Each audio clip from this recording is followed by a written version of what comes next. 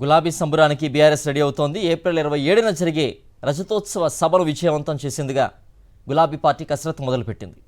Assembly నియోజకవర్గాల వారీగా సన్నాహక సమావేశాలు నిర్వహిస్తున్న బీఆర్ఎస్ 10 లక్షల మందితో ఊరుగల్లు సభను సక్సెస్ చేయాలనుకుంటోంది. 25వ వసంతంలోకి అడుగు పెడుతున్న బీఆర్ఎస్ పార్టీ ఏడాది పొడవునా రజతోత్సవ వేడుకలు నిర్వహించేందుకు కసరత్తు మొదలుపెట్టింది. వరంగల్లో భారీ బహిరంగ సభ నిర్వహించేందుకు ఇప్పటికే నిర్ణయించింది. బహిరంగ సభ నిర్వహణ బాధ్యతలను పార్టీ సీనియర్ నేతలకు అప్పగించారు కేసీఆర్. ఏప్రిల్ 27 బహిరంగ సభను విజయవంతం చేసేందుకు పార్టీ నేతలు కసరత్తు మొదలుపెట్టారు. ఇప్పటికే అసెంబ్లీ నియోజకవర్గాల వారీగా సన్నాహక సమావేశాలు నిర్వహిస్తున్నారు.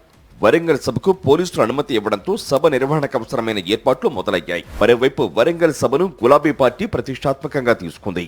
కేసీఆర్ ఆదేశాలతో ఉమ్మడి వరంగల్ జిల్లాకు చెందిన నేతలు సభ ఏర్పాటు పనుల్లో బిజీగా ఉన్నారు. మరోవైపు అసెంబ్లీ నియోజకవర్గాల వారీగా ఎమ్మెల్యేలు, ఇన్ఛార్జీలు, ముఖ్య నేతలు వరంగల్ సభకు తరలి వెళ్లేందుకు ఏర్పాట్లు చేసుకుంటున్నారు. బీఆర్ఎస్ రజతోత్సవ సభను 10 లక్షల మందితో నిర్వహించి సక్సెస్ చేయాలని ఆ పార్టీ ఆలోచనలో ఉంది. అందుకు తగ్గట్టుగానే ఏర్పాట్లు చేస్తోంది గులాబీ పార్టీ. ఈ నెల 27న వరంగల్లో నిర్వహించే రజతోత్సవ సభ చరిత్రలో నిలిచిపోతుందని మాజీ మంత్రి జగదీష్ రెడ్డి స్పష్టం చేశారు. ఈ నెల 27 తర్వాత రాష్ట్రంలో మార్పులు జరగనున్నాయన్నారు. అధికార పార్టీలు ఇచ్చిన హామీలు నెరవేర్చే వరకు సహించేది లేదన్నారు. ఈ నెల 27న జరిగే భారీ బహిరంగ సభకు ప్రతి ఒక్కరూ హాజరు కావాలని కోరారు. సూర్యాపేట జిల్లా హుజూర్నగర్ పట్టణంలో బీఆర్ఎస్ పార్టీ ముఖ్య కార్యకర్తల సన్నాహక సమావేశంలో ఆయన పాల్గొన్నారు. బీఆర్ఎస్ రజతోత్సవ సభను విజయవంతం చేయాలని మాజీ ఎమ్మెల్యే చంటి క్రాంతి కిరణ్ అన్నారు.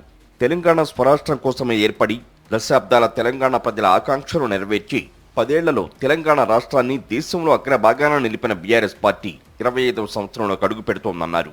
ఈ సందర్భంగా సంగారెడ్డి జిల్లా ఆందోళనలో బీఆర్ఎస్ రజతోత్సవాల పోస్టర్ను ఆవిష్కరించారు. ఈ నెల 27న ఆందోళనలోని ప్రతి గ్రామం నుంచి ముఖ్య నాయకులు వరంగల్ సభకు తరలి వెళతారని ఆయన తెలిపారు. ఇప్పటికే అధినేత కేసీఆర్ జిల్లాల వారీగా నేతలకు దిశానిర్దేశం చేయగా గులాబీ నేతలు అసెంబ్లీ నియోజకవర్గాల వారీగా సన్నాహక సమావేశాలు నిర్వహిస్తూ పార్టీ కేడర్లో జోష్ నింపుతున్నారు.